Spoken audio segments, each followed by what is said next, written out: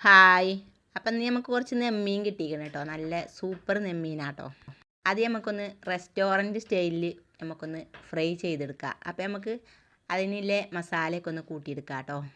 ഇഞ്ചി വെളുത്തുള്ളി 2 ചെറിയ ഉള്ളി, പച്ചമുളക്, വലിയ ജീരകം, വേപ്പില അതെല്ലാം കൂടി ഒന്ന് മിക്സിയിലിട്ട് നന്നായി ഒന്ന് അരച്ചെടുത്തേക്കണം കേട്ടോ.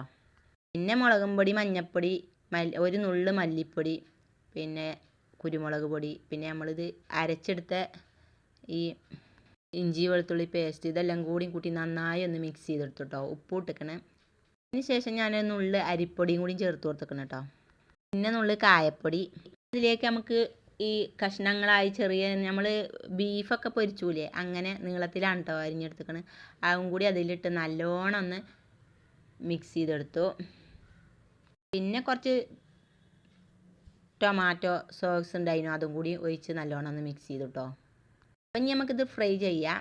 അതിന് പാൻ അടുപ്പത്ത് വെച്ച് എണ്ണ ഒഴിച്ച് അതിലേക്ക് നമുക്ക് ഓരോന്നോരായ പെറുക്കിയിട്ട് കൊടുക്കാം കേട്ടോ.